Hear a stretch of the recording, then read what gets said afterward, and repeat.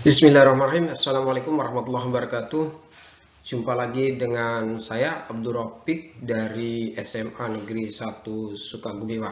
Pada seri pembahasan soal kimia kali ini kita akan membahas soal-soal kimia yang berhubungan dengan kenaikan titik didih dan penurunan titik beku. Sebelum kita membahas soal-soal tentang kenaikan titik didih dan penurunan titik beku, alangkah baiknya kita mengingat kembali persamaan Raoult tentang kenaikan titik didih dan penurunan titik beku.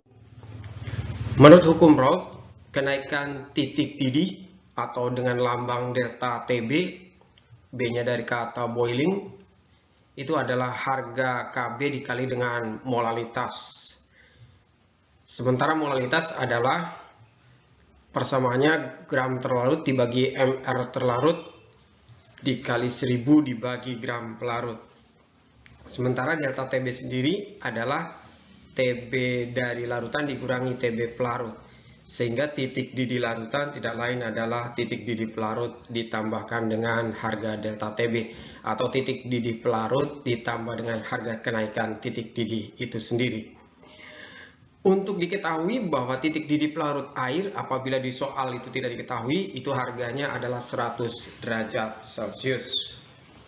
Sementara penurunan titik beku dengan lambang delta TF dari kata freezing, maka delta TF tidak lain adalah harga dari perkalian antara konstanta penurunan titik beku atau KF dikali dengan molalitasnya. Molalitas seperti biasa, molalitas adalah gram terlarut dibagi mr terlarut dikali 1000 dibagi gram pelarut. Berbeda dengan delta TB karena kenaikan titik didih. Sementara pada delta TF itu adalah TF pelarut dikurangi dengan TF larutan.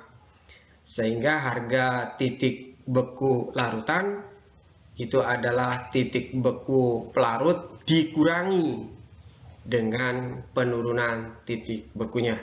Untuk catatan saja bahwa titik beku pelarut air apabila tidak diketahui dalam soal, harganya adalah 0 derajat Celcius.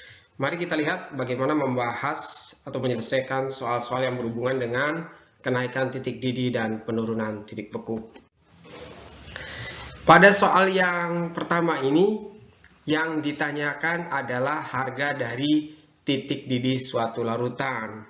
Berarti yang kita hitung adalah TB dari larutan. Berapa harga TB dari larutan ini? TB dari larutannya berapa? Kita untuk menentukan harga TB larutan, kita harus menghitung terlebih dahulu dari harga delta TB-nya. Delta TB-nya adalah Kb dikali dengan gram terlarut dibagi mr dari zat terlarut dikali 1000 dibagi dengan gram pelarut. Kita masukkan angkanya. Harga Kb-nya adalah 0,52 dikali gram terlarutnya 30, mr zat terlarutnya adalah 342 dikali 1000 dibagi dengan gram pelarutnya 100. Ini untuk memudahkan perhitungan, 1000 dibagi 100 itu tidak lain adalah 10. Sehingga diperoleh angka 0,52 dikali 300 dibagi 342. Maka hasilnya sama dengan 0,52 dikali 0,88. 0,52 dikali 0,88 tidak lain adalah 0,456. Sehingga harga TB larutan itu sama dengan TB pelarut ditambah dengan harga delta TB.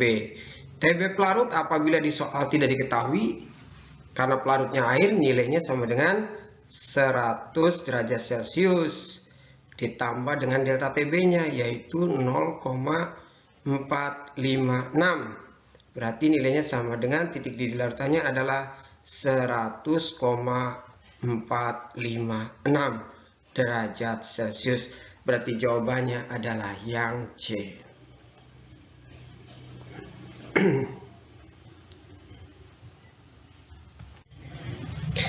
Sekarang kita lanjutkan ke soal yang kedua. Di soal yang kedua adalah sebagai berikut. Suatu larutan glukosa dalam 100 gram air mendidih pada 100,65 derajat Celcius. Pertanyaannya, berapa gram glukosa yang dilarutkan? Berarti yang kita cari adalah berapa harga gram dari zat terlarut. Nah, karena sudah diketahui harga titik didih larutan, maka kita harus menentukan harga delta TB-nya. Harga delta TB itu tidak lain adalah harga dari titik didih larutan dikurangi titik didih pelarut. Seperti sudah disebutkan, kalau titik didih pelarut ini kalau tidak tertulis untuk pelarut air nilainya sama dengan 100 derajat Celcius. Berarti titik didih larutannya 100,65 dikurangi 100 derajat Celcius. Berarti hasilnya adalah 0,65 derajat Celcius. Nah, dari harga delta TB ini baru kita bisa menghitung bahwa delta TB itu sama dengan harga KB dikali dengan M. Nah, delta TB-nya 0,65. Sementara harga KB-nya 0,52 dikali dengan harga M. Maka molalitasnya adalah 0,65 dibagi 0,52 sama dengan 1,25 molar. Nah, dari 0,125 mol itu baru kita hitung bahwa molalitas itu adalah gram dari zat terlarut dibagi mR zat terlarut dikali 1000 dibagi gram pelarut. Berarti kalau kita mau hitung gram terlarut sama dengan berlaku perkalian silang. Berarti molalitas dikali mR zat terlarut dikali gram pelarut dibagi 1000.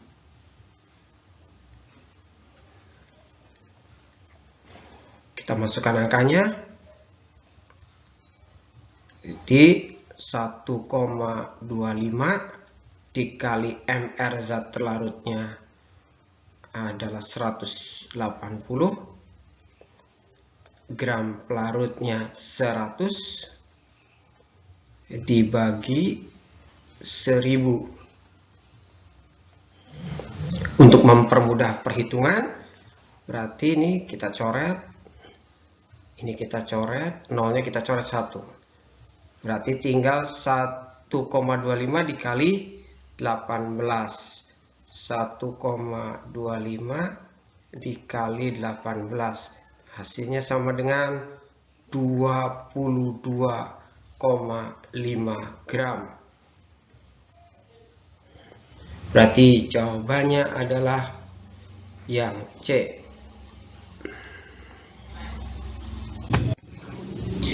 Kita lanjut ke soal yang ketiga. Perhatikan soal yang ketiga, sekarang sudah berhubungan dengan penurunan titik beku. Bila 3,1 gram glikol MR62 dilarutkan dalam 250 gram air, dicampur dengan 17,1 gram sukrosa MR-nya 342 dalam 500 gram air, bila diketahui KF-nya sama dengan 1,86, berapakah titik beku campuran larutan tersebut? Nah, karena sifat koligatif adalah sifat yang bergantung pada jumlah partikel, maka kita harus menghitung terlebih dahulu berapa jumlah mol campuran ini. Nah, berarti harga delta TF-nya adalah sebagai berikut. Delta TF itu sama dengan harga KF dikali dengan M.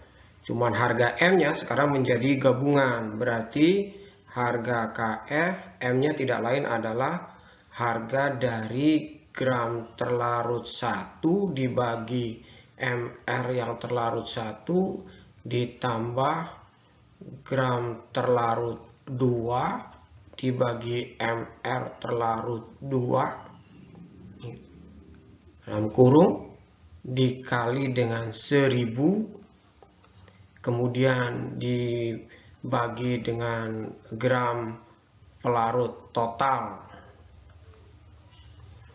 Nah, itu harga KF-nya tidak lain tetap 1,86.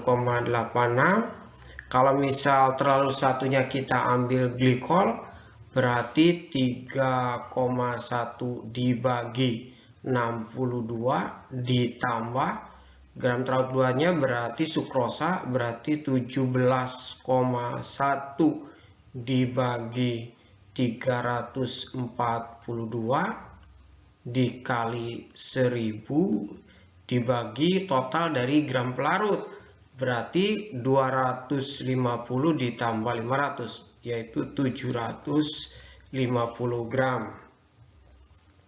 Berarti 1,86 3,1 dibagi 62 adalah 0,05 ditambah ini juga 0,05 dikali 1000 dibagi 750, jadi sama dengan 1,86. Ini hasilnya 0,1 dikali 1000 dibagi 750. 1,86, 0,1 kali 1000 itu hasilnya 100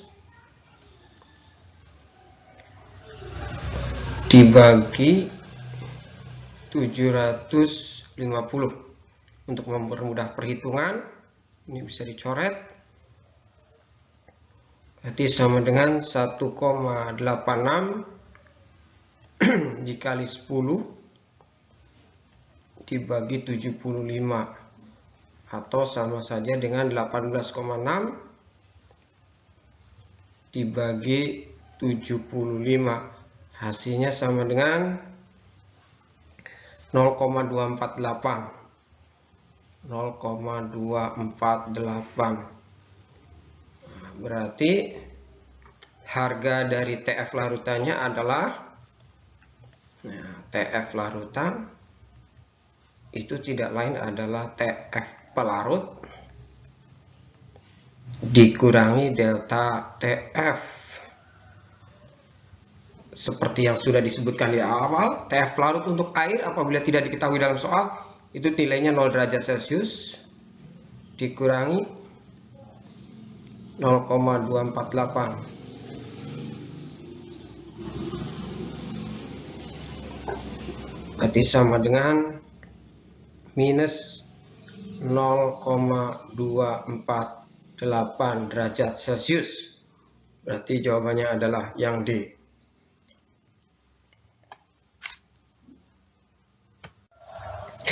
Lanjut ke soal yang keempat. Soal yang keempat adalah sebagai berikut: suatu larutan yang mengandung 3 gram zat non-elektrolit dalam 100 gram air membeku pada suhu negatif 0,279 derajat Celcius. Pertanyaannya, berapakah massa molekul reaktif zat tersebut? Berarti yang diketahuinya adalah suhu atau titik beku dari larutan itu. Berarti kita harus cari harga delta TF-nya terlebih dahulu. Harga delta TF seperti yang kita sudah pelajari sebelumnya, delta TF itu adalah harga dari TF pelarut dikurangi TF larutan. Sementara harga TF pelarut itu kalau tidak diketahui di soal untuk air adalah 0 dikurangi TF larutannya adalah negatif 0,279. Berarti nilainya sama dengan positif 0,279 derajat Celcius. Dari harga delta TF ini kita bisa menghitung harga molalitasnya. Delta TF sama dengan KF dikali dengan M. Maka M sama dengan delta TF dibagi dengan KF. Delta TF dibagi dengan harga KF. Berarti sama dengan 0,279 dibagi 1,86. Hasilnya adalah 0,279 dibagi 1,86. Kita lanjutkan terlebih dahulu bahwa harga M itu tidak lain adalah gram dari zat terlarut. Ini yang kita nanti harga MR-nya yang kita cari, MR dari zat terlarut dikali 1000 dibagi gram pelarut. Kita masukkan harga M-nya adalah 0,279 dibagi 1,86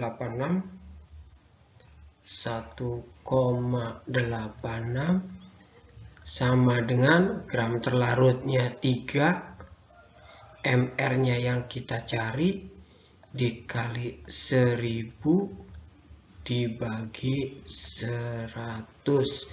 Ini kita mudah perhitungan, kita coret, hasilnya adalah 10. Berarti MR sama dengan MR dari zat terlarut. MR zat terlarut sama dengan, ini MR-nya pindah, perkalian silang, maka 3 dikali 3 kali 10, ini udah ada 3 kali 10 dikali 1,86 dibagi 0,279. Berarti MR saya tulis di sini, MR terlarut berarti sama dengan 30 dikali 1,86 dibagi 0,279. Hasilnya adalah 200. Berarti jawabannya adalah yang D. Ini yang data yang ininya kita hapus dulu supaya tidak jadi.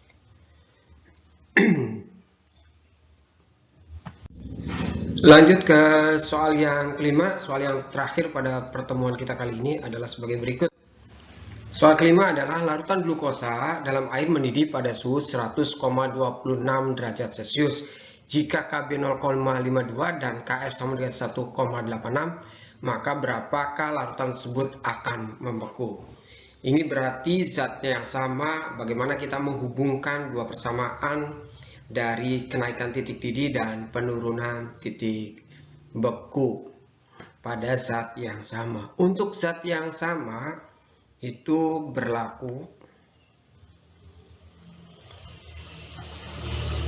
untuk zat yang sama tidak lain adalah harga delta TB dibagi KB sama dengan harga delta TF dibagi dengan KF. Karena yang akan kita cari adalah titik beku, maka kita harus menghitung harga dari delta TF, berarti sama dengan harga delta TB dibagi dengan KB dikali dengan KF. Nah, harga delta TB-nya harus kita hitung terlebih dahulu, karena yang diketahui di sini adalah titik beku larutan, titik didih larutan, bukan harga delta TB. Berarti harga delta TB itu tidak lain adalah harga TB larutan dikurangi TB pelarut.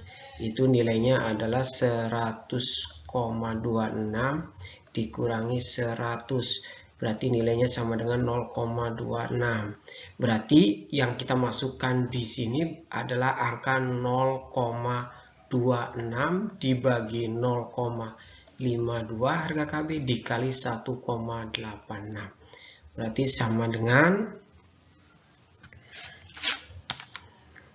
0,93. 0,93 itu adalah harga TF, bukan harga titik beku larutan. Harga TF dari larutan itu tidak lain adalah harga TF pelarut dikurangi delta TF. Harga TF pelarut adalah 0 dikurangi 0,93 sama dengan negatif 0,93 derajat Celcius. Berarti jawabannya adalah yang D. Demikianlah beberapa contoh pembahasan soal-soal yang berhubungan dengan titik didih larutan dan penurunan titik beku larutan. Sampai jumpa lagi, semoga ini semua bermanfaat bagi kita semua. Billahi taufiq wal hidayah. Assalamualaikum warahmatullahi wabarakatuh.